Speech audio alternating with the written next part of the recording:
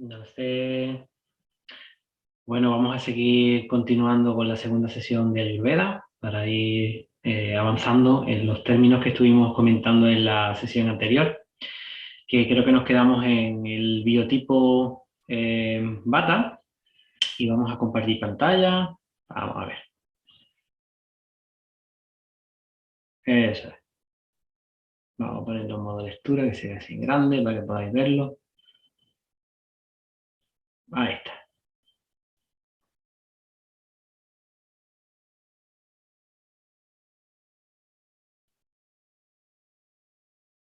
Bueno, pues retomando el hilo conductor de la siguiente o de la anterior, perdón, de la anterior sesión, nos quedamos en el biotipo, el tipo de constitución. En este caso sería la siguiente, que sería Pitta, y las características que distinguen a una persona, por ejemplo, con un Pitta predominante, ¿no? O la energía Pitta dentro de una persona. A nivel fisiológico, el elemento Pitta, que ya sabéis que es calor, que es fuego, ¿no? Nos da como fisiológicamente una forma o una morfología del cuerpo intermedia. Si hemos visto que Bata eran personas muy altas o eran bajitas, pero eran delgaditas y huesudas, ¿no? En este caso la persona con rasgos fisiológicos Pita sería de forma intermedia, ¿no? Un cuerpo con masa muscular intermedia, un tamaño mediano, ¿no? Y generalmente pues tienen las extremidades calientes, ¿no? Las manos calientes, el cuerpo caliente. Y una característica que distingue a las personas con Pita predominante es el intelecto, la manera de pensar.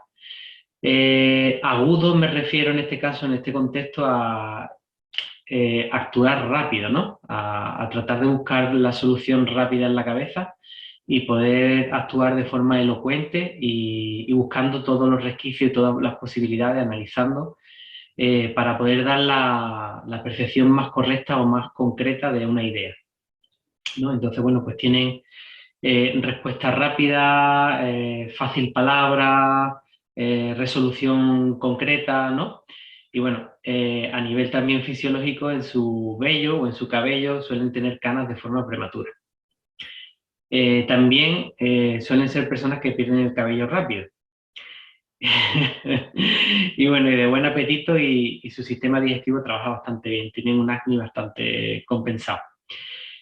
Cuando se desbalancea esta característica de este biotipo, pues aparece muy rápido el mal humor y el enfado. Son personas que se irritan o suelen irritarse con facilidad y se quedan ahí con el run run del pensamiento, ¿no? El hay que ver lo que me ha dicho, hay que ver lo que me ha hecho y están ahí dándole vueltas, ¿no? Analizando todo. También suelen ser personas que se relacionan según sus intereses, ¿no? Si esto me conviene, pues esto va por aquí y me voy asociando de manera inteligente en ese aspecto, ¿no? Para poder llegar a donde yo quiero llegar, ¿no? Alcanzar el fin, ¿no? Y ser parte de ese medio. Luego después también cuando se desbalancea, pues suelen tener una hostilidad mental no solamente con los demás, sino de pensamiento, sino con uno mismo. Se machacan mucho y cuando discuten a nivel verbal y físicamente pueden ser un poco agresivos. También suelen ser como muy precisos y muy con un orden muy tanto mental como, eh, por ejemplo, estás en tu casa, ¿no? Y te gusta tenerlo todo ordenado, todo etiquetado, todo encasillado, ¿no? Suele ser como que necesitan el orden, ¿no? Tanto en lo mental como en lo físico. También tienen la piel suave, tienen intolerancia al tiempo húmedo en verano y la piel es uno de los factores que más nos puede determinar si el pita está en exceso, está elevado, porque los problemas de piel vienen por pita. Sobre todo la piel de pita suele ser grasosa, pero con tendencia a tener acné, a tener eczemas, a irritarse rápidamente, ¿no? Y bueno, la mirada de las personas con pita predominante pues suele ser muy aguda, ¿no? Penetrante, que tienen una mirada que parece que te calan de lejos, ¿no? El sueño generalmente suele ser intermedio, cuando está desequilibrado tienen el sueño ligero, pero no tienen insomnio, ¿no? Y su alteración principal en el pensamiento suele ser la ira. Les gusta también controlar y saber todo lo que está pasando y tener razón en lo que están dialogando, están conversando, están compartiendo. Y a lo mejor no interactúan mucho, si el tema no les interesa, pues la verdad que están callados, pero no interactúan. Pero como el tema les interese, no paran. Es darle un carrete y empiezan pam, pam, pam, pam, pam, pam, pam, pam. ¿Vale?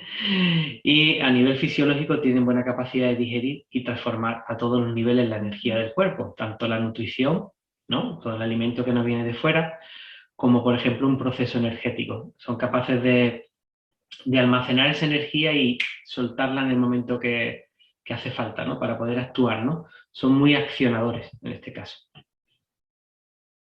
Si os va resonando un poquito y vais viendo algunas características, a lo mejor quizá podéis pensar, ¿no? Pues, oye, pues yo soy más pita que cafa, yo soy más bata que pita, yo soy bata, yo soy pita o yo soy cafa.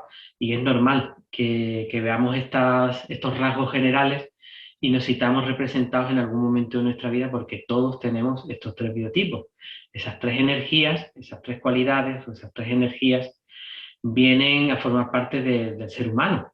Lo que pasa que, como habíamos hablado anteriormente, nuestra constitución natal se basa en el momento, o se basa, ¿no? En el momento de la concepción, cuando tus padres están, en este caso, teniendo sus relaciones, pues dependiendo de cómo estén esos biotipos en ellos mismos, ¿no? Pues van a desarrollar por genética un cierto biotipo en concreto, ¿no?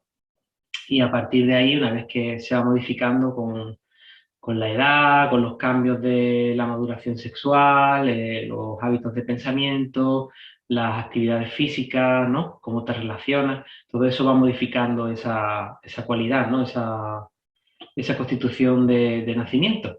Pero bueno, cuando hay que echarle cuenta, digamos, ¿no? Es cuando tú puedes observarte y ves que hay algún desequilibrio, ves que algo no funciona bien, o que ya no estás durmiendo bien, o que tienes problemas oculares, o que tienes problemas de nerviosismo, o que no eres capaz de gestionar esto y te sobrepasa.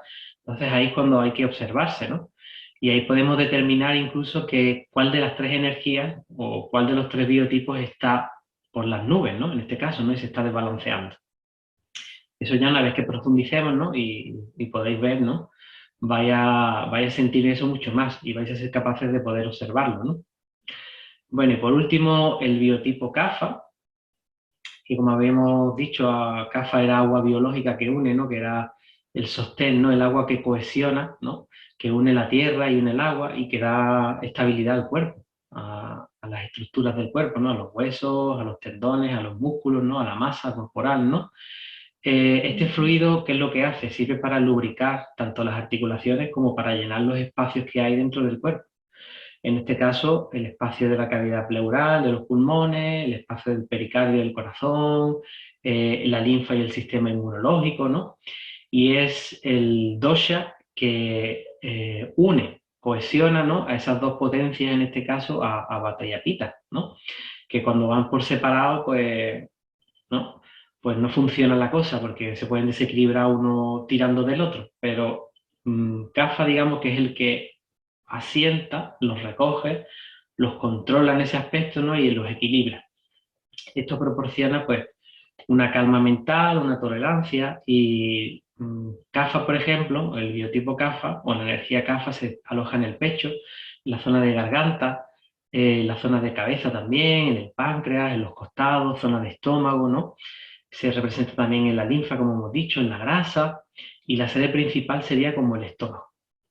El estómago, porque el estómago es una cavidad vacía, por así decirlo, un estanco, ¿no? Es una cavidad estanco, y que se va rellenando de ese líquido que es vital para la digestión, para el proceso de asimilación, que es el ácido clorhídrico, y bueno, con sus enzimas, etcétera, etcétera. Pues la base principal de CAFA sería zona de estómago. Como características fisiológicas, pues bueno, pues vamos a ver que el CAFA es de un biotipo totalmente distinto a los otros dos anteriores, porque si es el único que recoge, ¿no? Que los asienta, el cuerpo de CAFA a nivel fisiológico, pues es todo lo contrario a Pita y a Vata. Es un cuerpo grandote, es un cuerpo bien desarrollado, suelen tener tendencia al exceso de peso, ¿no? Tienen un tórax bastante amplio, las venas y los tendones pues no se les ven tanto, por ejemplo, como un bata. porque están ocultas debajo de la piel, ¿no? La piel es de calidad suave, grasienta, pero no grasienta como por ejemplo puede ser un pita en desequilibrio, sino que grasienta porque están lubricados. Y tú ves a una persona cuando miras la piel, la sientes brillante, no grasa, brillante, porque está lubricada, ¿no? Y porque tiene esa agua, ¿no? Ahí que la mantiene. Generalmente la piel va a ser de temperatura fría y a veces pálida, ¿vale? O pálida o oscurita. Las pestañas, la mirada, en el caso contrario a Pita, tienen unas pestañas muy densas, son unos ojos muy grandes que generalmente te miran, pero no de la forma en que te mira Pita, por ejemplo, son ojos abiertos, en los que se ve el blanco, la esclerota, se ve bastante blanco, ¿no? Y eso hace que sean los ojos incluso más llamativos, ¿no? Imagínate un ojo negro oscuro, ¿no? Con esa esclerótica blanca, ¿no? Que llama muchísimo la atención, ¿no? Bueno, los huesos son grandes y son prominentes, ¿no? Aunque escondidos bajo la piel. Las heces, ¿no? Las deposiciones en este caso suelen ser blandas, ¿no? Como por ejemplo en bata o pita, ¿no? Que normalmente son regulares, o en bata a veces son diarrea o sueltas, o a veces estreñidas, dependiendo de cómo se encuentre, ¿no? Y evidentemente si representa la pesadez, la quietud, ¿no? La tranquilidad, pues el tránsito intestinal es lento. Y las personas con un CAFA en exceso pues tienen problemas digestivos.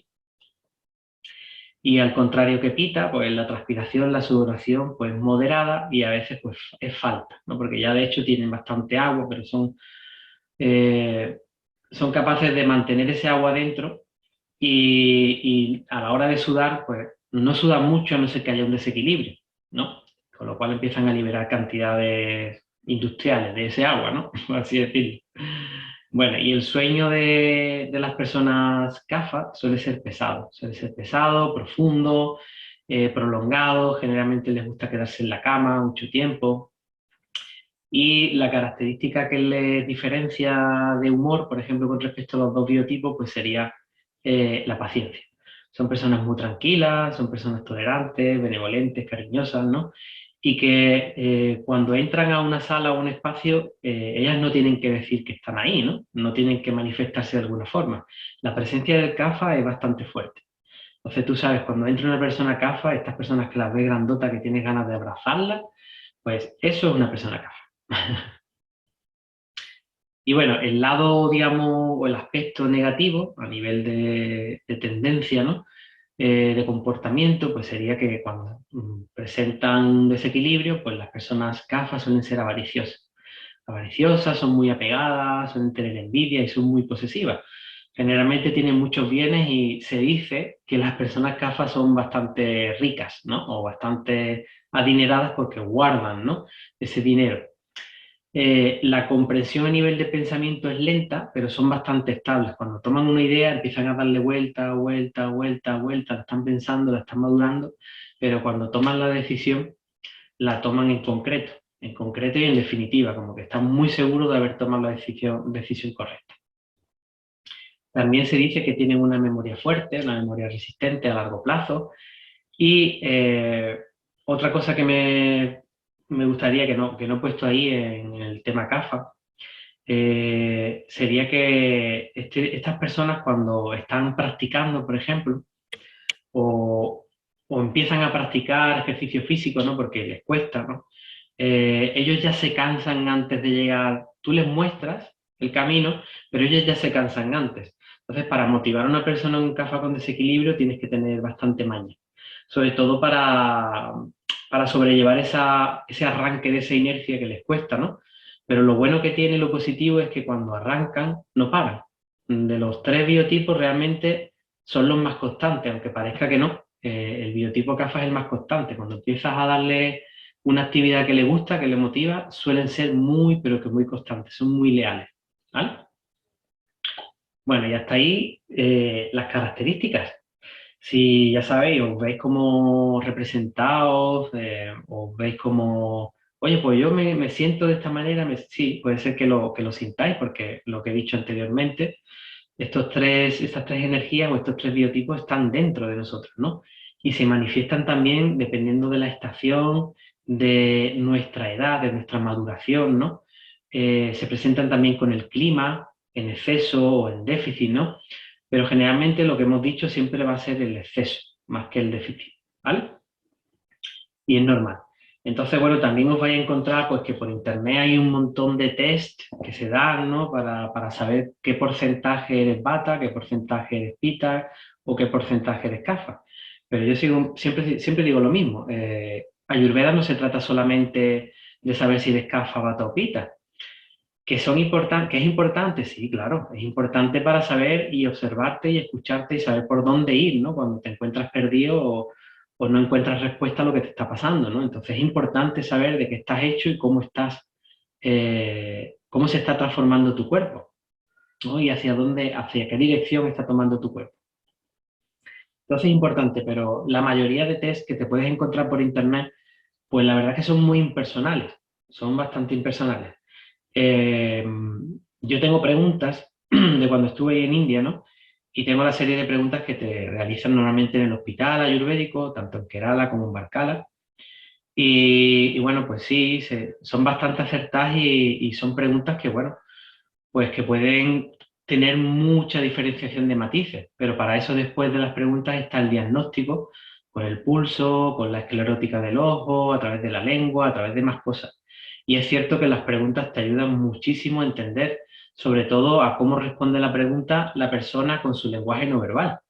Gestos de la mano, movimientos, y ya veréis que cuando, bueno, entra alguien a la consulta, según ya se está moviendo, según está interactuando, tú ya puedes saber ligeramente hacia dónde va a ir, ¿no? Ya como tienes una idea, pero bueno, ve asentando la idea, no emitas un juicio rápido, ¿no? Sin terminar, porque hay muchos factores que dependen que te pueden dar error, ¿no? Entonces, bueno, pues para corroborar todas esas preguntas existe el pulso, o existe la lengua, ¿no? O existe examinar, ¿no?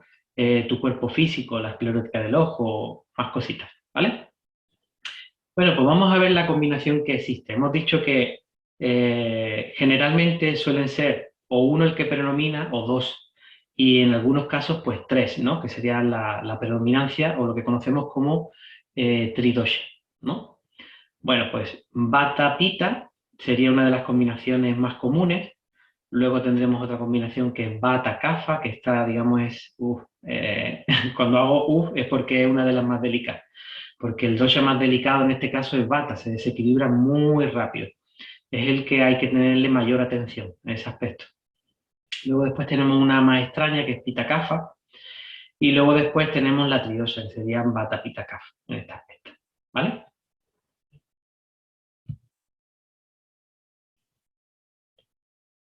Vamos a ver. Bueno, importante, ¿no?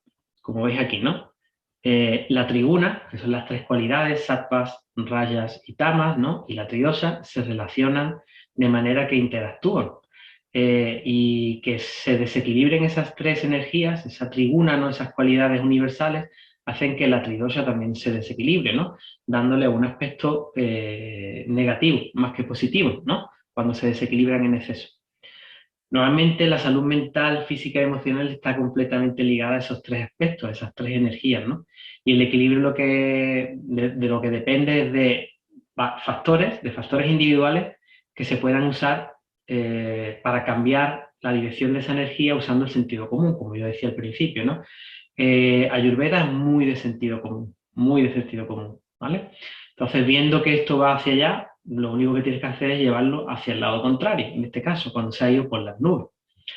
Vamos a ver, una persona vata, cuando tiene esa energía sádvica aumentada, ¿no? Suelen ser personas muy energéticas. Energéticas que si se van en el exceso pueden ser agotadoras, ¿no?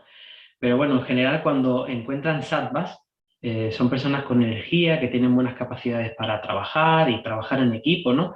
Aparte ya hemos dicho que una de las cualidades importantes de Vata era la creatividad. Son personas que tienen muchas ideas. No son tan capaces de concretarlas, ¿no? De bajarlas al terreno, pero suelen ser personas que a la hora de dar instrucciones o a la hora de proporcionar ideas son maravillosas, ¿no? Son fascinantes, ¿no? Y cuando, por ejemplo, se desequilibran en exceso y aparecen rayas, ¿no? Que sería la energía más candente, más, al límite, al punto álgido, la persona se vuelve inestable, ¿no? Y sobre todo indecisa. Empieza a dudar mucho, se pone muy nerviosa, tiene crisis de ansiedad, de pérdidas, ¿no? Es como el norte lo pierde fácilmente, ¿no? Y es como que todo le sobrepasa. Y entonces, bueno, pues tenerla al lado o tenerle al lado cuando está pasando por esa etapa, pues puede desequilibrar, si hay un trabajo en equipo, puede desestabilizarlo, porque el nerviosismo que transmite es bastante fuerte, ¿no? Entonces, si no estás bien anclado o no eres capaz de contener o trabajar esa energía de grupo, te desestabiliza, ¿vale? Y cuando aparece, por ejemplo, la energía tamásica, eh, el dosha se desequilibra a temor, pánico, suelen ser personas deshonestas, o sea, no son concretas, son ambiguas, no te dan como una, a ciencia cierta una claridad en lo que está pasando, ¿no? Están ahí buscando la manera de sortearlo, ¿no? También se hunden en la depresión, en la tristeza, ¿no? Y con tendencia incluso a evadirse utilizando pues sustancias, ¿no? Como el alcohol, la droga, etcétera, etcétera, etcétera. ¿Vale? Bueno, y Pita, la relación que tiene con esas tres energías, en este caso, si lo encontramos en el modo sádvico, ¿no? O en la forma más equilibrada de Pita, pues la persona Pita, pues ya hemos dicho que una de esas cualidades era su agilidad mental, ¿no? Era su certeza a la hora de concretar, ¿no? Pues suelen ser personas muy inteligentes, son personas que están muy hacia afuera, se relacionan mucho con la gente, son muy extrovertidas, ¿no? Amigables, ¿no? Son personas que tienen mucha fuerza para dirigir una acción, para concretar, como había dicho, ¿no? Y bueno, son personas líderes en proyectos. ¿Mm? Son personas líderes. También son personas que transmiten muy bien sus pensamientos y sus ideales, pero si se desequilibran pueden ser un poco dictatoriales, ¿no? En este caso, ¿no? Lo que yo exijo, lo que yo demando, esto es así y esto es así, ¿no? Bueno, y cuando se vuelven rayásicos, ¿no? O esa energía de rayas entra ahí a tope, ¿no? Pues podemos ver que esa persona cambia y de ser una persona amigable y de grupo y de diversión, pues ser una persona ambiciosa. Y puede ser incluso agresiva y dominante. Se da el caso de que esa ambición suele ser de no importar el método, con tal de llegar al fin. Si tengo que pasar por encima de ti, paso, ¿no? Es como, no me importa. Yo quiero llegar aquí, me voy a plantear llegar aquí. Tengo que pasar por encima tuya, por encima del otro, pues ya está, no pasa nada. Eso cuando hay un desequilibrio. Y cuando, de rachas. Y cuando aparece tamas, la persona suele tener bastante conflicto a nivel de odio, venganza, suele ser una persona destructiva, con trastornos psicópatas, ¿no? Son personas que se les queda eso ahí grabado y no paran, ¿no? Suelen ser muy, muy cabezonas y vaya, no paran hasta que consiguen lo que quieren, ¿no? Y bueno, y por último, CAFA, vemos que hay poquitas, pero por ejemplo una persona CAFA, la parte sádica de ella es una persona muy clara en lo que dice, muy honesta, una persona muy pacífica, que invita, ¿no? A esa calma, a esa relajación, a ese sostén, te sientes segura con una persona CAFA que está con sattvas, ¿no? Pronunciado, en así decirlo, ¿no? Esa energía arriba, ¿no? De sattvas. Te suele sentir segura y tranquila. Cuando aparece rayas, ¿no? Rayas desequilibrado, pues la persona se vuelve avariciosa, pegada, más o menos un poquito lo que había comentado anteriormente. Y con tamas, pues una persona densa, una persona apática, letárgica, que no quiere levantarse, le cuesta mucho esfuerzo hacer las cosas, en fin, falta de energía, ¿no? Y bueno, ahí tenéis también una tablita que confeccioné para ver el exceso de cada dosha. Como dije anteriormente, en Ayurveda no tratamos el déficit, ¿no? Tratamos siempre el exceso, pero para que veáis, ese déficit se puede ver claramente a lo mejor en uno de los doshas por cuando hay un exceso del otro. Pero es para que veamos, ¿no? Porque esto va en relación incluso hasta la patología, más que a trastorno de personalidad o de conducta, ¿no? Es más a la patología, ¿no? Entonces, bueno, pues cuando vemos que hay un exceso de bata, la persona está agotada. agotadísima, ¿no? Porque es mucho movimiento, ¿no? Un Vata en exceso es mucho movimiento. Al final la persona se acaba fundiendo antes de terminar las cosas, ¿no? Igual que se satura de pensamientos, se suceden un montón de pensamientos y antes de realizar algo le ha dado 20.000 millones de vueltas a la cabeza que se agota, se funde la energía. Y aparte, pues dolores de cabeza, migrañas, ¿no? Eh, Más cositas así, como pérdidas, ¿no? De incluso hasta de memoria, ¿no? De no saber, porque ya es tanta información la que se sucede en su cabeza que no da pie con bola, ¿no? Y pueden ser incluso hasta muy torpes a la hora de desplazarse, de moverse, de hacer algo. A nivel de la piel, a nivel de la fisiología del cuerpo, la piel suele estar muy seca, se deshidrata muy rápido, ¿no? Y empieza a sentir como ganas de tomar comidas muy calientes, comidas calentitas porque ese frío, ese aire, ¿no? Empieza a hacer mella en las articulaciones, empieza a tener frío por dentro. El problema del frío por dentro es que el frío por dentro no es nada bueno. Fijaros que las enfermedades más fuertes causan frío en su interior, por ejemplo el cáncer. El cáncer causa mucho frío en tu interior. Es una enfermedad fría, ¿no? Por falta también de oxígeno, por falta de movimiento, ¿no? Generalmente suelen tener problemas de vértigo, temblores incluso del sistema nervioso colapsado, ¿no? El vértigo normalmente es por la tensión, ¿no? Que suele producirse en la zona inferior de la nuca, que está tocando los pares craneales y empieza a dar cefaleas, ¿no? Y migraña, ¿no? De un ojo, ¿no? Esa tensión se ocasiona ahí, ¿no? Por el pensamiento, ¿no? Por ese ajetreo que tiene ahí, tensión de piel, tensión de músculos, tensión de pensamiento, ¿no? La piel se vuelve mucho más oscura, se ennegrece, hay debilidad física, la persona empieza a tener insomnio, no descansa, incluso a perder la cabeza, a tener problemas de delirio, ¿no? Y otra cosa muy común también en el desequilibrio del exceso de bata es la flatulencia. Las personas suelen tener mucho gas, ¿no? Y problemas a la hora de defecar, sobre todo estreñimiento más que diarrea, ¿vale? Y otra de las características fisiológicas es la rigidez articular. Las personas con un exceso de bata suelen ser muy poco flexibles. Sus articulaciones crepitan demasiado, sienten molestias a la hora de movilizarse, ¿no? Cualquier gesto brusco puede incluso hasta llevar a una lesión por la sequedad que hay en las articulaciones y se puede incluso hasta desgarrar o distensionar un tendón, un ligamento, un músculo, ¿no? Incluso una cápsula articular ¡pa! Que se roce en exceso, ¿no? Y se inflame ocasionando por una bursitis o un derrame. Y bueno, continuando con el exceso de pita, como habíamos comentado anteriormente, la piel y la esclerótica del ojo, al ser un elemento, un órgano conectado directamente con pita, con la funcionalidad de pita, en el momento que hay un exceso, la piel comienza a tonar como de modo amarillento, ¿no? Si eres una persona de piel oscura, empieza a ponerse la piel amarillenta. Si eres una persona de piel más pálida, también se vuelve amarillenta, pero como tirando verdosa, como un color así. Y todo es por la funcionalidad del hígado.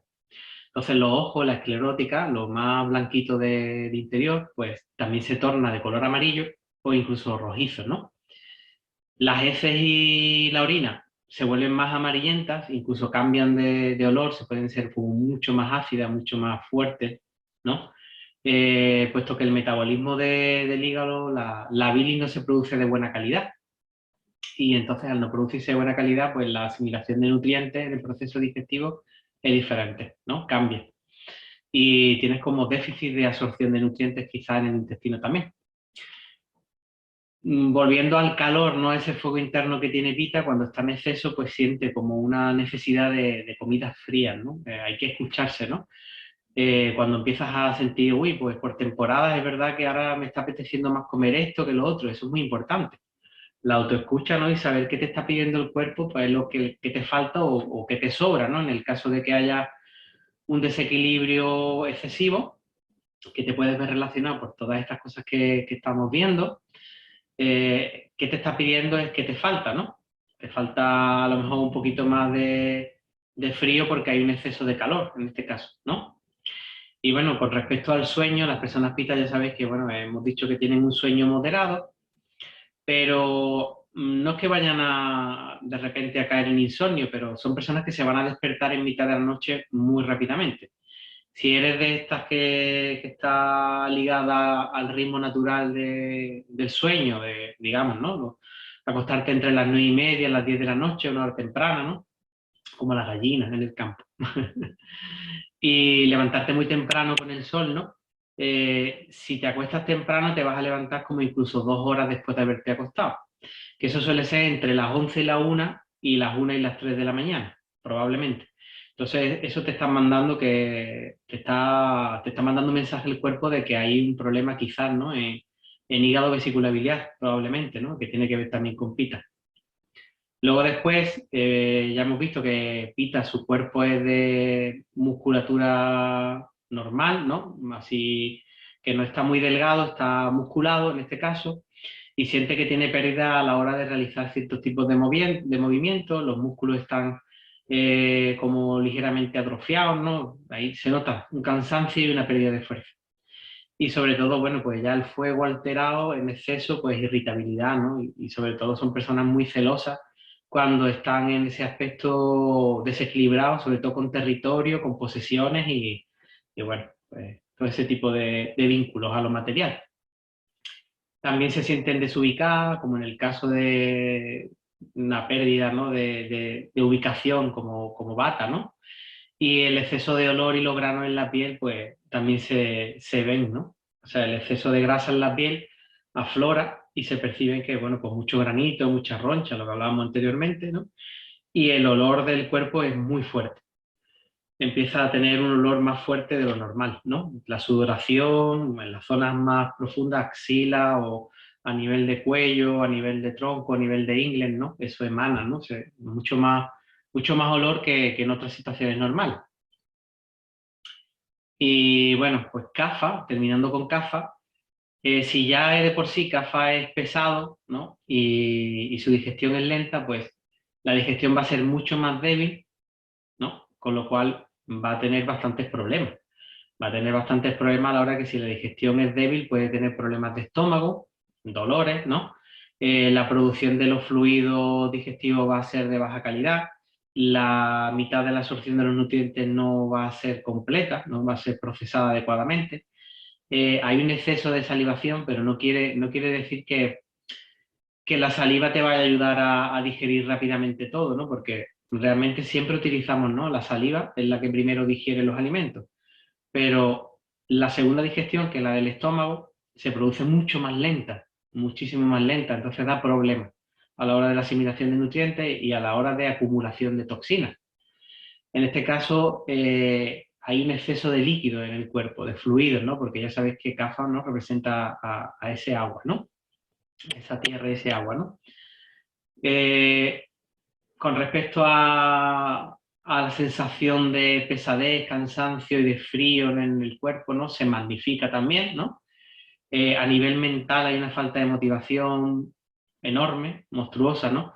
Que es que, bueno, pues ni se plantea el tener que realizar la acción, sino ya simplemente el hecho de pensar que tiene que hacer algo lo cansa, ¿no? Y bueno, pues acusa, ¿no? Esa fatiga mental de no saber manejar toda la carga de pensamientos que se le acumula, ¿no? Y no saber cómo manejarlo. Una persona que normalmente es más tranquila, en este caso empieza a sentir nerviosismo y ansiedad, ¿no? Y empieza a sentir debilidad en la zona de los pulmones, con lo cual también es propensa a tener problemas respiratorios. Y retención de líquidos, mala circulación en el miembro inferior, porque en el miembro superior ya sabéis que los brazos están más cerca del corazón y es menos común encontrar varices en los brazos. De hecho, es que no es muy raro. Y empiezan a desarrollar no mala circulación y claro, cuando hay mala circulación también hay mala eliminación de las toxinas, ¿no? Entonces, cuando vamos al baño nos encontramos que al haber una mala circulación podemos padecer de hemorroides, en este caso, ¿no? De tener hemorroides o mala circulación en el plexo pélvico, ¿no? Músculos elevadores del ano contraídos, ¿no? En este caso, ¿no? De la pesadez, ¿no? Se espasma y se cierra el conducto, con lo cual se produce también bloqueo de estreñimiento. En fin, ¿vale? Y Lo normal es que, como hemos dicho, siempre vamos a tratar el exceso de cada dosha, no el déficit. Pero bueno, vamos a darle una vueltecilla a ver qué es lo que nos diría una tabla en el cual se puede encontrar un déficit de cada dosha. Vaya, todo lo contrario a lo que hemos visto en la anterior, ¿no? Pues bueno, en el caso de que Vata tenga un déficit, la persona Vata normalmente es creativa, tiene mucha imaginación, tiene bastantes ideas, ¿no? Es la brisa, es el movimiento del pensamiento en el aire, ¿no? Pues en este caso hay un problema de concentración, se atasca, hay un bloqueo.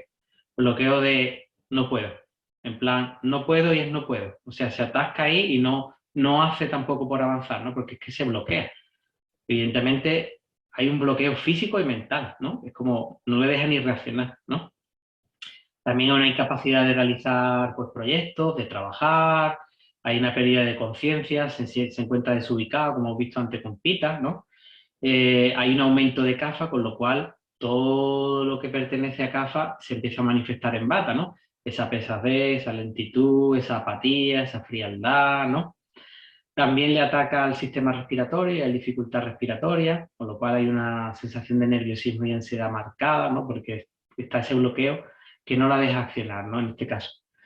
A nivel circulatorio también se atasca la circulación, ¿no? Sube, hay, digamos, un descontrol en el proceso circulatorio y te puede dar presión alta o incluso presión baja, de las dos. Lo que hay es un problema circulatorio, digamos que hay como, para explicarlo para que no entendamos, cuando el corazón tiene una alteración, ¿no? Que sería una bradicardia, sería cuando el corazón late más lento, y una taquicardia, ¿no? Sería cuando va mucho más rápido. Pues la palabra para definir una u otra, taquicardia y bradicardia, pero lo que es en general un problema de corazón sería una arritmia, ¿no? Arritmia puede ser hiper o puede ser menos, ¿no? En este caso igual, ¿no? Hay un problema circulatorio que puede ser o a presión alta o presión baja, pero hay un problema circulatorio, ¿vale? Y somnolencia, cuando una persona que es muy activa, que dormir, bueno, pues dormir duerme, ¿no? Pero hay somnolencia durante todo el día, está agotada físicamente, ¿vale? Le falta movimiento, evidentemente. El bata es movimiento, pues hay falta de movimiento y es somnolencia. Para Pita, pues, que es el que potencia el fuego digestivo, pues una debilidad digestiva, ¿no? Con lo cual, con sus consecuentes problemas gástricos, ¿no? O de intestino. Hay una pérdida incluso de la libido, porque el Pita, bueno, pues ese fuego, esa pasión, pues es una persona que normalmente siempre está como muy activa a nivel sexual, ¿no? También una pérdida de calor corporal, bueno, ya de por sí, Pita es caluroso, por así decirlo, Pita es calurosa, y en este caso hay una pérdida, ¿no? Empieza a sentir frío. También una torpeza en los movimientos, porque no coordinan, también están a nivel mental desubicados, ¿no? Empiezan a tener fatiga visual, porque ya sabéis que los ojos están relacionados, ¿no? a la nutrición de Pita, ¿no? Ese órgano, ¿no? Hay una fatiga visual y probablemente empieces a desarrollar problemas de vista, ¿no? Vista cansada, empiezas a perder movilidad en los nervios, ¿no? Y se te puede producir un cruce, ¿no? Cuando estás leyendo algo y se te cruzan, ¿no? la vista y puedes empezar a leer la misma frase 3 o 4 veces, ¿no? Vista cansado. Se empiezan a sentir inquietas, son firmes y son decididas en emprender cosas cuando están activas, pero ahí están inquietas porque no saben manejar la situación, están perdiendo el control completamente, tanto a nivel físico como a nivel mental. Y somnolencia igualmente, pierden esa capacidad de dormir de noche y de día estar despierta, pues durante el día empiezan a sentir cansancio. Y luego de noche, pues probablemente no estén muy por la labor de dormir las 8 horas o las 7 horas que normalmente duermen, ¿no? Pero bueno. Luego después, CAFA, cuando hay un déficit, ¿no? Pues sí hemos visto que CAFA es acuoso, es líquido, ¿no? Se produce una sequedad, hay una sequedad en las articulaciones, ¿no? Y si hay una sequedad en las articulaciones, en los fluidos del cuerpo, ¿qué pasa? La persona se pone rígida, ¿no? Se pone rígida y propensa a tener lesiones, propensa a tener poca movilidad articular, ¿no? También empiezan a sentir problemas de dolores de cabeza, cefaleas, vértigos, tensión en la parte de la zona de la nuca. Lo que no sentían, porque sentían frío, evidentemente, ¿no? Frío y pesadez, aquí empiezan a tener quemazón interna, empiezan a tener ardores. Por ejemplo, en problemas digestivos, pues una sensación de ardores, ¿no? Como la que te provoca la hernia de hiato. También una sensación de vacío, porque normalmente CAFA está pleno, ¿no? Está llenito, está contundente, ¿no? Pues hay una sensación de vacío, sobre todo en las zonas CAFA, en las zonas de la pelvis también, ¿no? Hay debilidad también articular, con lo cual, claro, al haber sequedad, pues evidentemente hay más rozamiento, ¿sí? Y no hay espacio para que se produzcan los movimientos. Empiezan a tener palpitaciones, temblores, ¿no? Empiezan a tener el sistema nervioso simpático alterado, ¿no? Y estas personas que dormían, pues ahora no duermen. Vaya, es simple y es como de lógica, ¿no?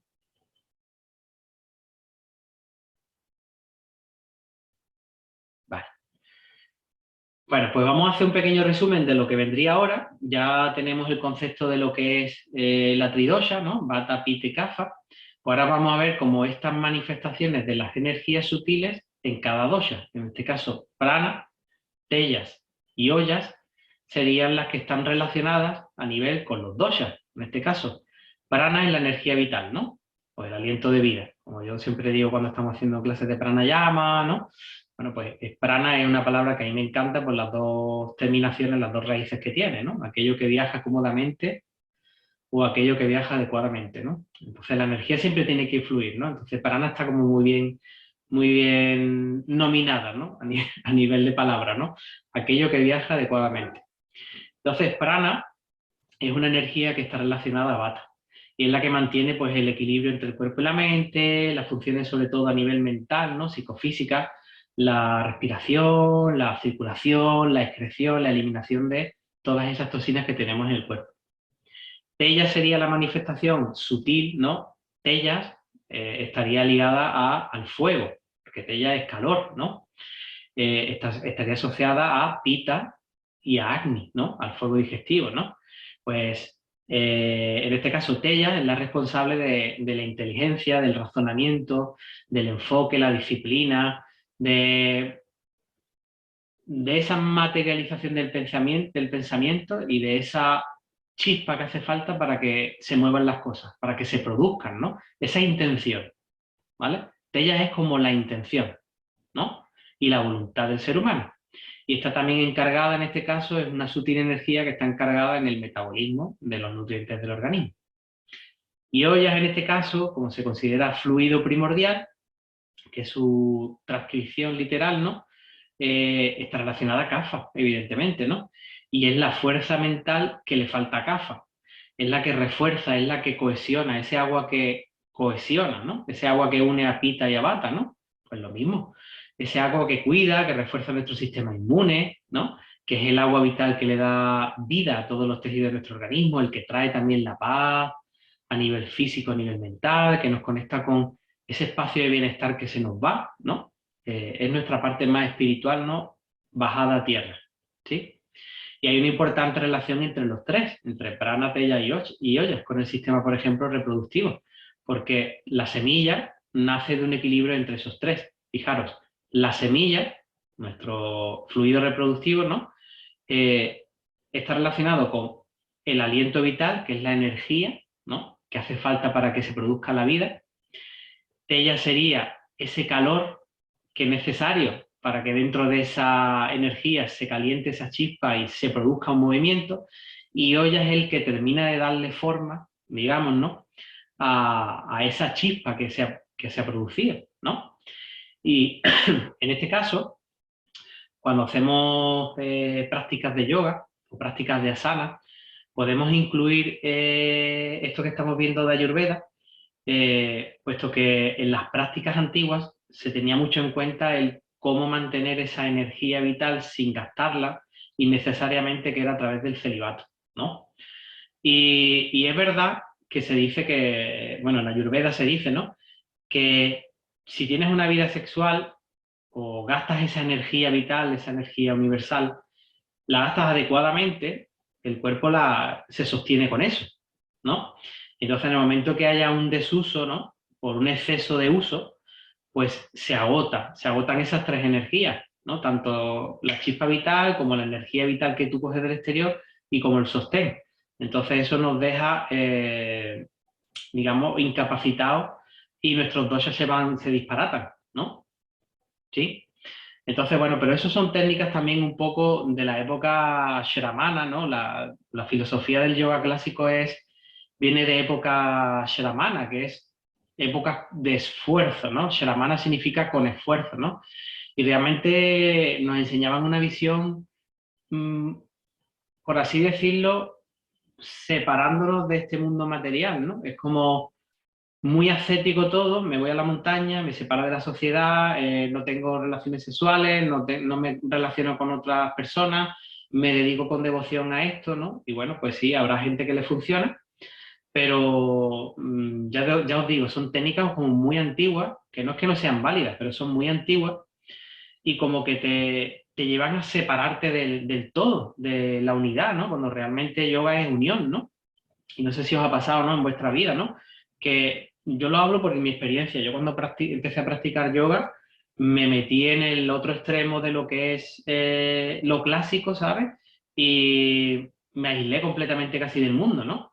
Me fui a vivir al campo, no quería contacto con la gente, no me relacionaba mucho, me separé de muchas personas, pero en plan radical, ¿no? Y fue por eso, porque estas enseñanzas realmente te llevan a separarte, ¿no? No te digo que no digo que no sean válidas, pero te llevan a separarte, ¿no?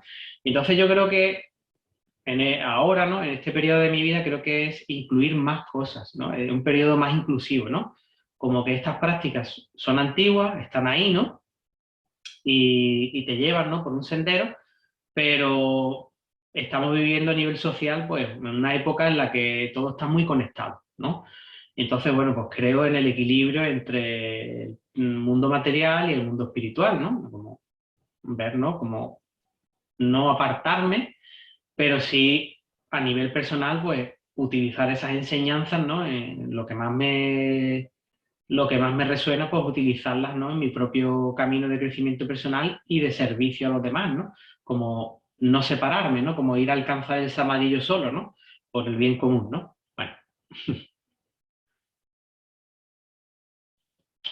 bueno, vamos a ver qué hay de relación con, con Agni, ¿no? Porque es una cosa muy importante, Agni, que ya hemos visto que Agni sería como el fuego de Pita, ¿no? Como el fuego del elemento, uno de los 5 elementos, ¿no? Que sería el gran fuego y que está presente en Pita, ¿no?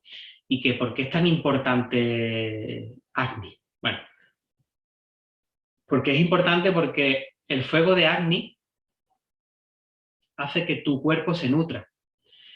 Y para la formación de los datos, que son tus tejidos, ¿no? Hace falta que ese Agni esté presente y esté manifiesto de una forma armónica, que pueda metabolizar, que pueda transformar esos nutrientes en materia que podamos utilizar, ¿no?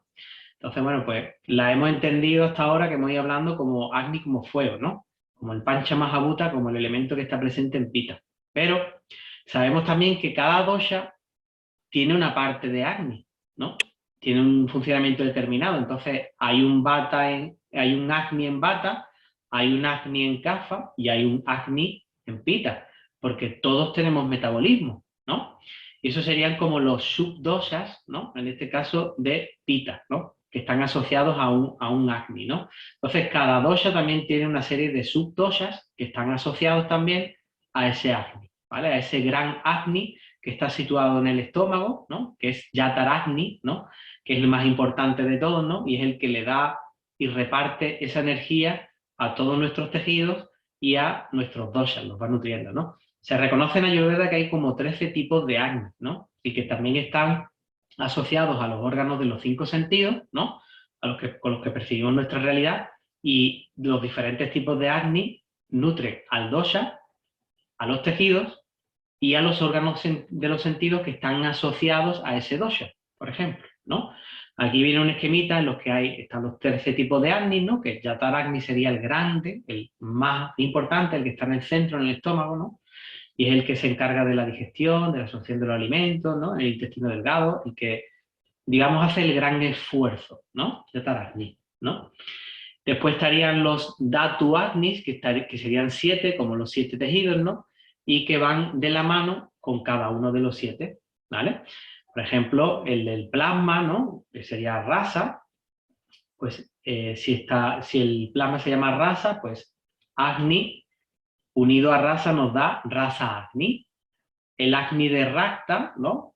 Que sería ya la médula, sería Rakta Agni, el tejido muscular sería Mansa, pues Mansa Agni, y así sucesivamente con cada uno de los tejidos, ¿vale? Entonces vemos que una parte del metabolismo está nutriendo a cada tejido, ¿no? Después nos encontramos con los Agnis relacionados a los 5 elementos. Y claro, como los 5 elementos, pues hay otros 5 Agnis diferentes, ¿no? El Agni de Akash, que sería el del éter, ¿no? Akash Agni, ¿no? Que proporciona el sentido de la audición. Lo que yo decía, está relacionado al órgano del sentido. El Agni de Vayu, del aire, nos proporciona el sentido del tacto. El Agni de Tellas nos da el sentido de la vista, que está asociado también a Pita, ¿verdad? Y el Agni de Yalas estaría asociado al sabor, al agua, ¿no? Y el Agni de Prithvi, que sería el olfato, el que está asociado a la tierra, ¿no? Entonces, cuando el gran Agni o Yataragni es insuficiente en el cuerpo, pues, ¿qué le pasa? Que no haces, no, o sea, tu metabolismo no funciona adecuadamente y lo que haces es acumular AMA, que son las toxinas, ¿no? Empiezas a acumular toxinas y no las eliminas adecuadamente, con lo cual lo que haces es acumular y producir una toxemia en tu cuerpo. Entonces, pues bueno, pues la mente, los sentidos no están claros, ¿no? Empiezas a sentir, pues, cómo se propaga por diferentes síntomas, ¿no? Cómo la enfermedad se va instaurando, ¿no? Y empiezas a tener problemas de estómago, empieza todo en el tracto del estómago, empieza a diversificar dependiendo a qué acné está asociado y a qué tejido está asociado, ¿no? Y bueno, pues con los masajes y con las técnicas ayurvédicas, pues lo que hacen es ayudar a eliminar esas toxinas, recuperando la funcionalidad del acné, ¿no? Y generando que el prana fluya libremente por nuestro cuerpo, ¿no? Entonces, bueno, pues para trabajar con el buen funcionamiento de acné, hay que hacer unas rutinas diferentes dependiendo de cómo sea tu dosha también, ¿no? Y habrá prácticas adecuadas para ti según tu dosha, tu biotipo, para potenciar tu acné, que pueden ser prácticas de meditación, de relajación, satkarmas, que son las acciones de limpieza, en fin. Hay una serie de secuencias, de rutinas, tanto estacionales como en el momento en que estás somatizando el problema o la enfermedad o la patología. Y entonces, pues bueno, pues cada tratamiento es diferente, según la persona y según el desequilibrio que tenga, ¿vale? Y asociando a los acnis que acabamos de ver, ¿no? Meda acni, Asti acni, Maya acni, Shukra acni, el de los fluidos sexuales. Vamos a ver lo que son los datus y los malas. Los datus son los tejidos, ¿sí? Y los tejidos hacen falta para darle forma a este cuerpo, ¿no? Y los malas serían la forma, mala sería el desecho, ¿no? La forma en que tu cuerpo elimina todo ese movimiento energético que es el metabolismo y la nutrición del cuerpo. En este caso tenemos 7 tejidos y 3 desechos que ayudan a eliminar todo lo que producimos a través de nuestro metabolismo, que es esencial para nutrir esos tejidos, ¿vale? Bueno, pues cuando no eliminamos, es de lógica, ¿no? Cuando no eliminamos o hay una deficiencia en la eliminación, pues hay un desequilibrio en los doshas. Y si se produce un desequilibrio en los doshas, pues dependiendo de qué dosha esté desequilibrado, pues afectará a diferentes partes del cuerpo, afectará a diferentes partes energéticas de nuestro cuerpo a nivel energético y afectará también al plano mental dependiendo de qué dosha, ¿no? Pues ahí tenemos los datos de tejido. El primero sería raza, todo en este orden, ¿vale? El que primero se tiene en cuenta en los tratados de Ayurveda, pues Rasa Dhatu, que sería el plasma, y la linfa, Rakta, que sería la sangre y está asociada también a la circulación, Mamsa, que sería carne o músculos, ¿no? Porque realmente los músculos son lo que llamamos carne vulgarmente. Mera Dhatu serían los tejidos grasos, ¿no? Como la grasa que está entre las articulaciones, las bursas, toda esa grasita, todo ese tejido adiposo que está también para separar la fricción entre tendones, ligamentos, capas, ¿no? Piel, epidermis, ¿no? Endodermis, la parte más interna, la fascia también, ¿no? Luego tenemos Astidhatu, que serían los huesos, los cartílagos, Mayadhatu, que sería la médula y los nervios, ¿no? Todo lo que es el sistema nervioso central parasimpático y simpático, periférico, shukra, que serían los líquidos o los fluidos sexuales, ¿vale? Y luego después, los malas o desechos también tienen sus propios canales, por donde no, hacia el exterior, ¿no? En este caso tenemos los mutra baja shurota. Shurota es canal, ¿no? El que transporta la orina, ¿no? O sea, digamos que serían los esfínteres, los uréteres, ¿no? Purisha baja shurota serían los canales que transportan las heces, en este caso, pues el colon, ¿no? El ciego y el colon, ¿no? Svedana baja shurota serían los canales que transportan el sudor, en este caso las glándulas sudoríparas, ¿no? Los conductos por los que sale el sudor hacia el exterior. En este caso, pues Ayurveda nos cuenta o nos muestra, ¿no?, que nuestro cuerpo está conectado, tanto internamente como externamente hacia la misma esencia, ¿no? Por un entramado de un sistema de canales, no solo físicos, sino energéticos, que son los llamados nadis, ¿no? Los shrotas serían los canales físicos, ¿no?, que transportan esos desechos hacia el exterior, ¿no?, o mueven los fluidos por nuestro interior. Y también están los nadis, que son los canales energéticos por los que fluye ese prana o esa energía vital, ¿no? Y bueno, pues cuando estos canales se obstruyen, tanto los físicos como los sutiles, pues aparece ama, que son las toxinas residuales, ¿no?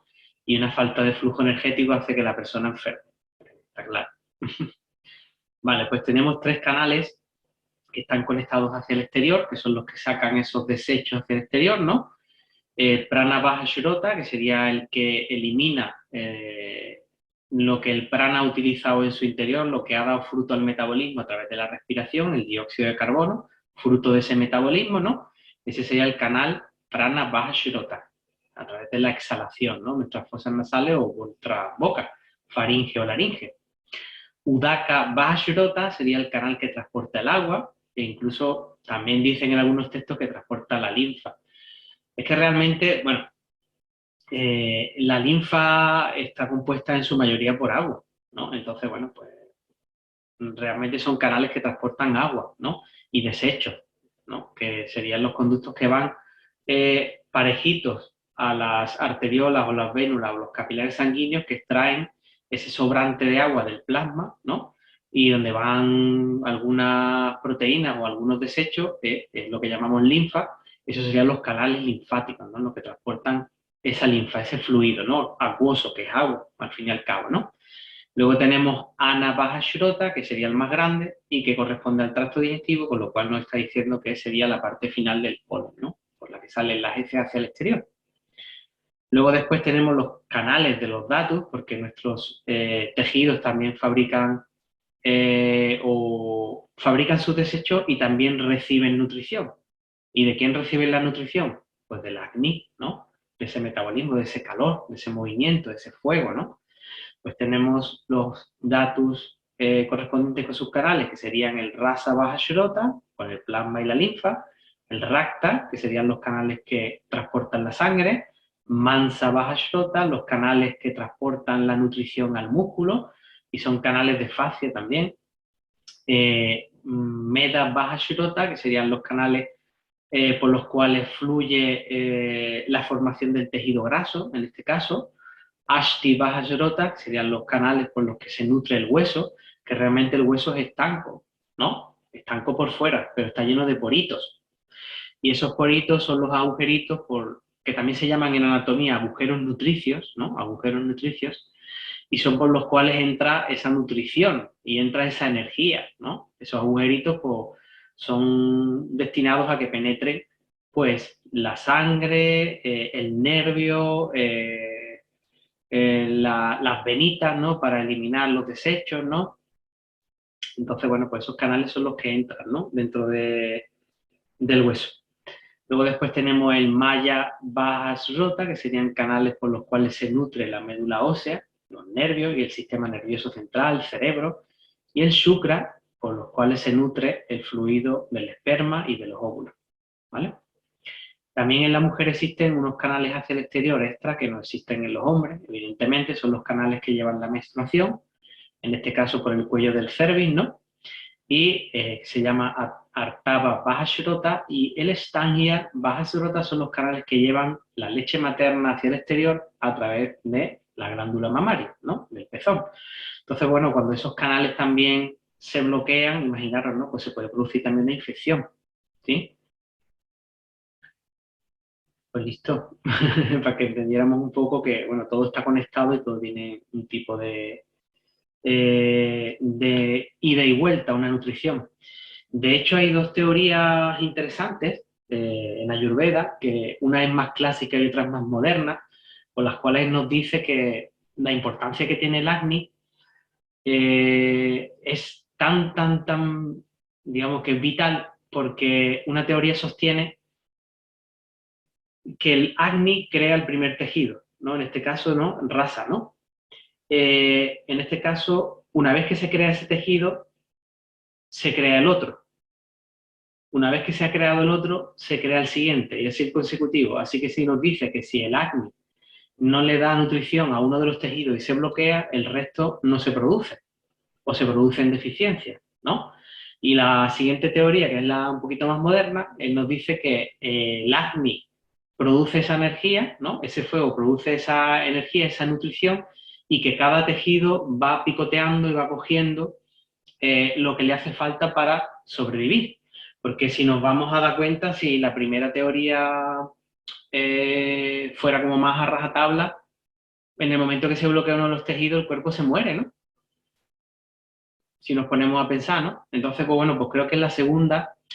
No es que las dos sean ni una correcta y otra incorrecta, sino por lógica te pones a pensar y dices, bueno, pues si realmente la primera, que es más antigua, nos dice que si esto no se nutre, el otro tejido pues se muere porque no se va a nutrir.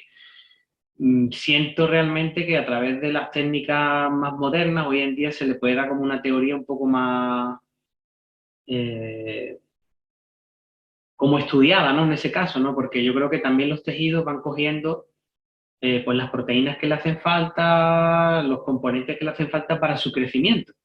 Y que es verdad que si no hay un buen metabolismo, pues el tejido no crece, no se desarrolla, no evoluciona y empieza a colapsar, ¿no? Entonces, bueno, da que pensar, ¿no? Pero bueno, está bien, ¿no? Hay dos teorías y bueno, pues para que lo supierais, ¿no?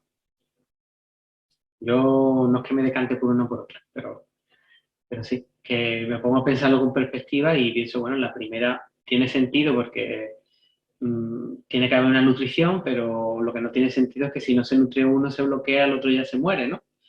Y no se crea, ¿no? Yo creo que hasta que pase eso, pues pasa bastante tiempo. Entonces, bueno, pues veo la otra teoría y veo que hay una nutrición repartida por cada elemento y bueno, pues me da como ese que pensar, ¿no? Decir, bueno, mira, pues parece que sí, ¿no?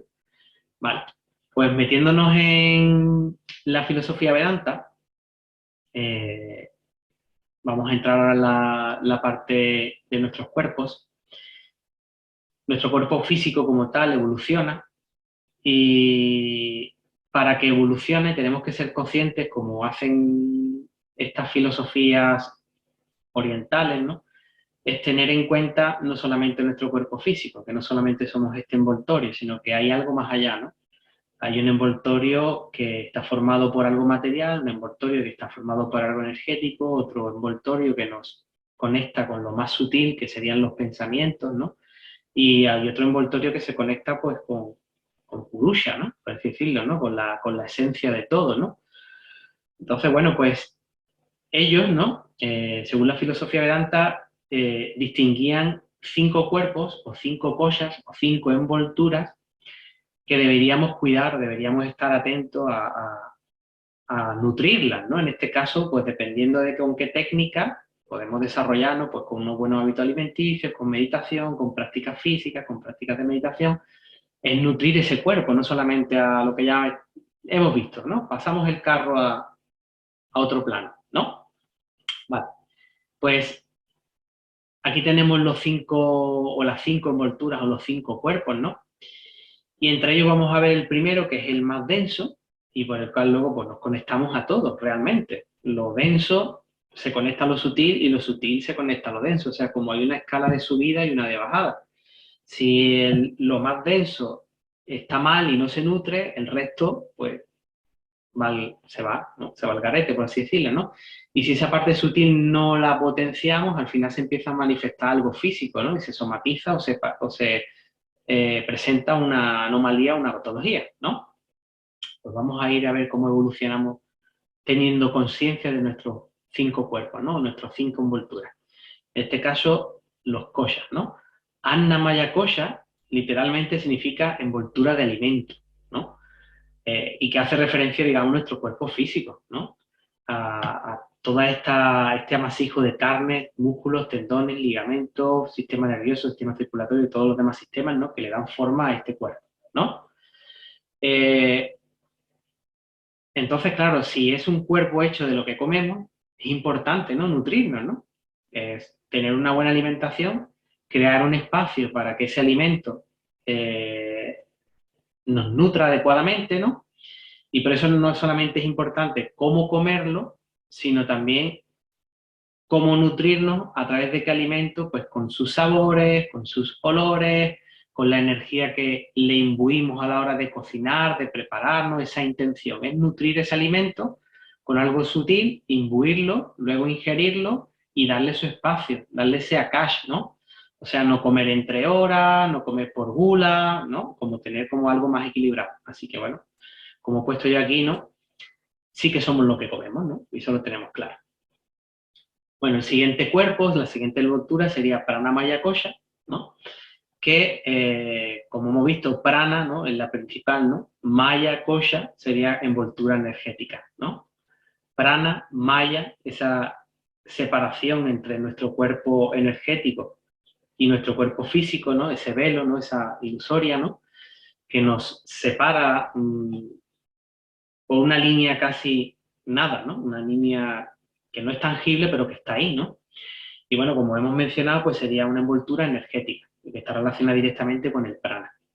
¿Cómo trabajaríamos el primero, Annamaya Kosha? Aparte de la nutrición, pues con una buena secuencia, ¿no? De prácticas físicas saludables, ¿no? Pranamaya Kosha, ¿a través de qué? A través de la respiración, ¿no? A través de prácticas también que muevan nuestra energía, también las asanas, ¿no? Hacen que el prana también circule, evidentemente, ¿no? Entonces estamos como en la escala más densa todavía, ¿no? Esa energía vital la cogemos del exterior, pero está en nuestro interior, o sea que forma parte de nuestro cuerpo físico, ¿no?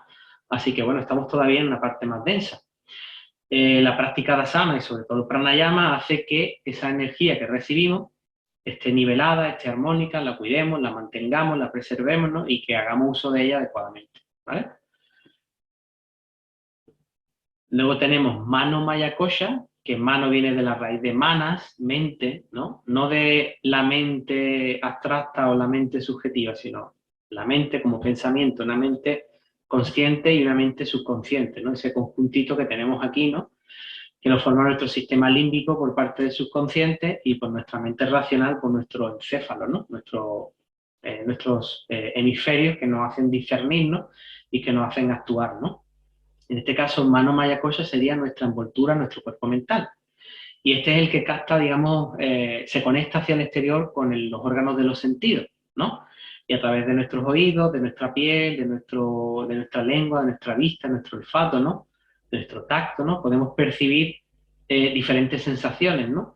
Y esas sensaciones las capta la mente, nuestro cuerpo mental, y a raíz de eso, ¿no? Si tenemos unas creencias o tenemos unos patrones, actuaremos, ¿no? O nuestro cuerpo reacciona de una forma u otra, ¿no? O podemos ir entrenándolo conscientemente para poder aprovechar el aprendizaje de esas sensaciones, ¿no? Y utilizarlas en fin de un crecimiento personal, ¿no? Y de no entrar en ciclos negativos de pensamiento y ir hacia, ¿no? Hacia el lado, ¿no?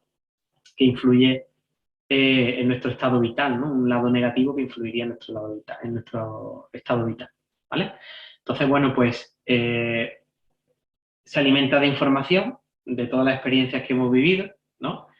Y lo trabajamos con técnicas de centramiento o técnicas de meditación, ¿no? Es como nutrimos, ¿no? Ese mano maya kosha. Luego tenemos Vijnana Maya Kosha, que sería el cuerpo de ñaña, de conocimiento, ¿no?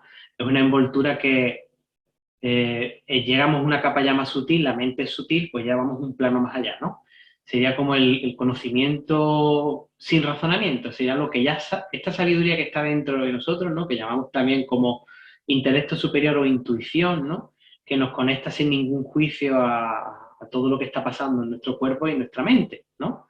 Entonces, claro, activar esta parte de nosotros no es fácil, porque tenemos que ir desarrollándola poco a poco, a través del conocimiento, de la práctica, de tener una ética y una moralidad positiva, ¿no? Un razonamiento positivo que te haga generar instintos reactivos positivos, no negativos, que te libere de ellos, ¿no? Y así pues vas creando un camino hacia tu propósito de vida, ¿no? Por así decirlo. Y por último, el último cuerpo, que sería Ananda Maya Kosha, que ya sabéis que Ananda no es la dicha, ¿no? ¿Sí? Sería ese estado de dicha, de plenitud, ¿no? Como Purna, ¿no? Purna sería la plenitud, tanto física como espiritual, ¿no? Y Ananda sería el estado que alcanzas, ¿no? Con esa Purna, ¿no? Con esa plenitud, ¿no? Y este cuerpo es un cuerpo muy, muy sutil que te da la experimentación de la unión, ¿no? Esa trascendencia del ser humano con la esencia, esa unión, esa no separación, ¿vale? Esa no dualidad, ¿no?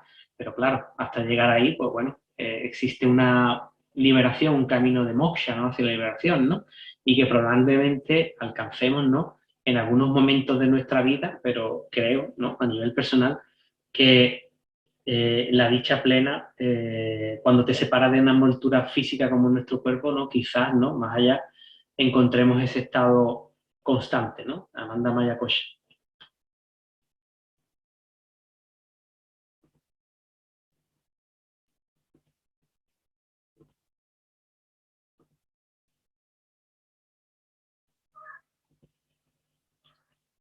Bueno, otra cosa que, bueno, por curiosidad, he puesto aquí, ¿no? En este pequeño texto de Ayurveda, de primer año, es, bueno, ya sabéis que hemos comentado que la Ayurveda pues tiene sus fases, ¿no? Tiene sus fases de tratamiento, ¿no? Esta ciencia tiene sus fases de tratamiento, en los cuales se incluyen lo que llamamos chamana chiquitza, que son las técnicas sutiles, que pueden ser desde masajes, ¿no? A técnicas de cromoterapia, de meditación, musicoterapia, gemoterapia, ¿no? Etcétera, ¿no? Y bueno, dentro de las técnicas sutiles entran los masajes, ¿no? Que activan unos puntos energéticos. Os resonará mucho como el tema de la acupuntura china, ya sabéis que también es una ciencia oriental, ¿no? Y que se basa en el integrar el plano energético del ser humano con el plano físico, no despreciarlo, no separarlo, sino tenerlo en cuenta, porque algo se ha manifestado en nuestro cuerpo a través de que la energía no ha fluido correctamente, ¿no? Entonces, si le damos prioridad a quitar el problema físico y no miramos qué es lo que nos está restando energía, pues al final volvemos a lo mismo, ¿no? Bueno, pues los puntos marma entran dentro del masaje ayurvédico, son puntos, ¿no? En los cuales la energía se concentra y se comunica con otras partes del cuerpo. De hecho, cruzan como líneas o canales que parecen meridianos, ¿no? Por los cuales, dependiendo de qué puntos marma estén situados en zonas del cuerpo, también están asociados al flujo de energía que hay en los doshas, o en el agni, o en diferentes tejidos, ¿no? O sea, que nutren la energía de diferentes tejidos, ¿vale? Entonces, bueno, pues los puntos marma en la antigüedad eran considerados como muy venerados, ¿no? Y muy, ¿cómo se diría la palabra? Cuando India invadió, invadió, cuando India, no, perdón, cuando Gran Bretaña invadió India, ¿no? En esa colonización, eh, a los médicos ayurvedas se los perseguía y les cortaban las manos, ¿no?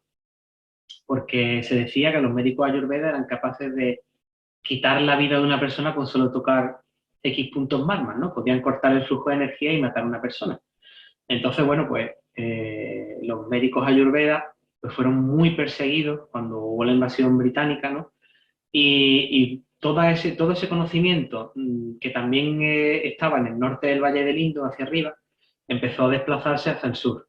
Porque en el sur estaban las fortalezas como más fortificadas y eran como más o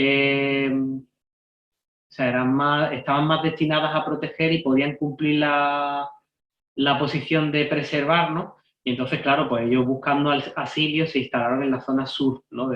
Tanto en Kerala, ¿no? Como en Barcala, ¿no? Y zonas del sur de India, ¿no? Que es donde prolifera ahora, en la actualidad, ¿no? Como la medicina ayurvédica se ve como muy expandida, ¿no? De hecho, hay un montón de hospitales allí y si tenéis la oportunidad de ir allí, pues vais a ver que o sea, lo que es el tema ayurvédico en la zona sur se ve bastante, ¿no? Bueno, eh, como veis hay una infinidad de puntos, ¿no? Se reconocen en los tratados como entre 160 o 220 puntos Marman, ¿no?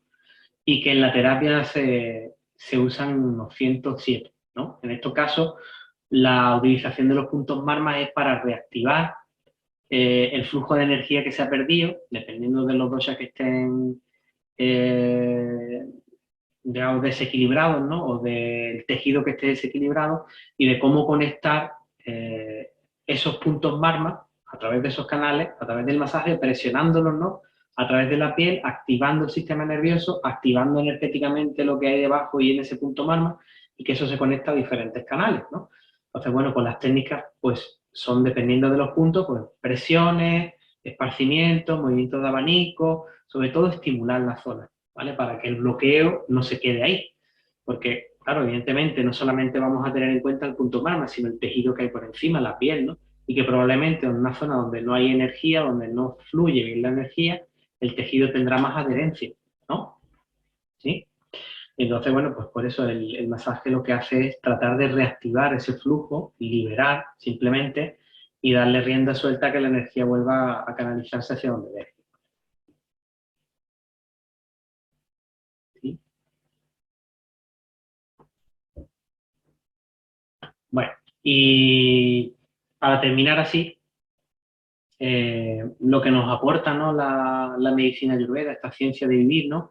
Es una forma de hacer más consciente tu vida y hacerte responsable de tu salud, porque realmente, bueno, cuando sufrimos por un trastorno, una patología, una enfermedad, a veces como que nos cuesta encargarnos de nosotros mismos, ¿no? Es como que estamos ahí metidos en una vorágine, pues, de trabajo, de historia, de conflictos, de relaciones, ¿no? Que a veces pues se nos va la cabeza y nos olvidamos, ¿no? Empezamos a comer mal, a tener hábitos que pueden hacernos daño, pero en el caso sí que sabemos que nos hacen daño y nos cuesta, ¿no? Nos cuesta ponernos, ¿no? Pues Ayurveda te hace ser consciente porque te enseña lo que surge a través de aquí y cómo puedes hacer pequeños cambios en tu vida que no te sean imposibles de hacer, ¿no? Y que con una lógica, porque todo es lógica en Ayurveda, se emplea muchísimo la lógica, vuelvo a repetir, tú puedas hacerte responsable de poder recuperarte. Porque igual cuando vas a un terapeuta, el 50% de la terapia está cuando sales por la puerta de la consulta, que es tu responsabilidad, ¿vale?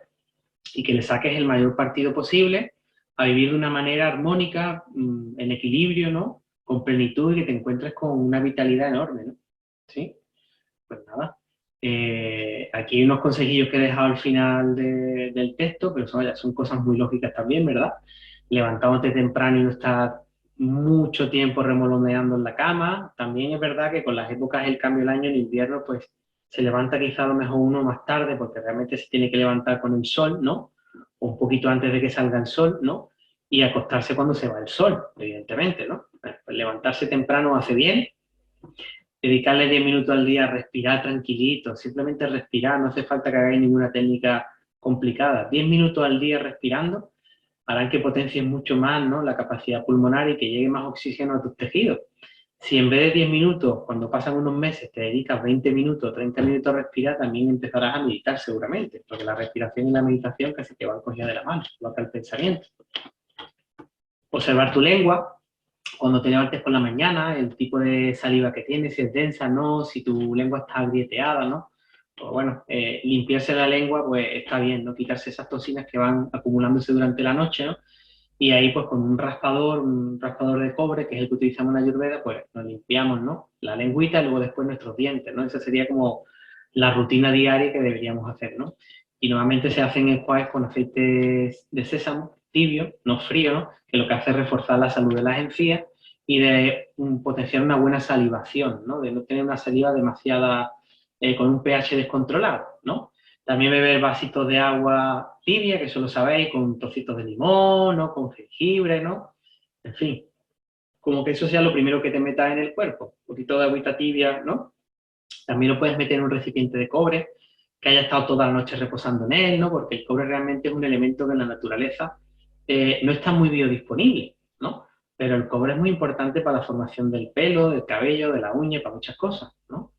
Aplicar también aceite de sésamo templado en el cuerpo para relajar el sistema nervioso, ¿no? Y una vez que te hayas dado un masajito con el aceite, pues lo puedes dejar que actúe, ¿no? Y luego después te duchas con agüita tibia, no caliente, caliente, con agüita tibia, con un jabón neutro, para eliminar también impurezas y pieles que se quedan, ¿no? Porque el aceite de sésamo, fijaros, ¿no? Es un aceite que, aparte de que es muy terapéutico, penetra hasta la médula ósea. Lo que hace es rejuvenecer esos tejidos, porque si rejuveneces la médula, rejuveneces ya también la formación del siguiente tejido, que es el hueso, ¿no? Es súper importante. Y practicar, ¿no? Practicar física, hacer ejercicio, salir a caminar, hacer yoga, tai chi, 15, 20 minutos, hacer algunos saludos al sol por la mañana, desayunar con tranquilidad, ¿no? Incluir dentro del desayuno, pues, semillas, cereales integrales, que sea completito, ¿vale? Almorzar y cenar más o menos siempre a la misma hora, tener como una rutinita, ¿no? Evitar cenar muy tarde, porque aquí en España tenemos una costumbre de cenar a lo mejor incluso hasta las 10, las 11 de la noche, ¿no? Porque hay que recordar que la comida principal realmente es el almuerzo, no es la cena. La cena, pues si podemos cenar ligero, mejor, ¿vale? Porque ya sabéis que el metabolismo está mucho más lento. Incluso después de cenar, caminar 15 minutos, ¿no? Si lo puedes hacer después de la cena, genial, y si no, pues 15, 20 minutos o media hora al día, caminar, ¿vale? Que no estamos hablando de que te haga la maratón, sino caminar, ¿no? Y antes de ir a dormir, pues beber un poquito de agüita calentita, una pizquita de cúrcuma, ¿no? Antiinflamatoria, ya sabéis todas las propiedades que tiene la cúrcuma, ¿no? Que también, bueno, pues ayuda al metabolismo a que se balancee, ¿no? Cuando desciende, ¿no? Y a lo mejor hay demasiada acumulación o hay inflamación, tomar eso por la noche hace que se balancee también, ¿no? El metabolismo. Y cepillarte los dientes y tener la boca limpia antes de dormir, ¿vale? Y simplemente esos consejitos que bueno, son pequeños cambios que podemos ir haciendo. Bueno, os deseo una buena práctica, nos vemos prontito, ¿vale? En la siguiente clase y espero que también nos veamos en directo. Así que, bueno, aquí os dejo con esto. Paséis lindo día. Chao.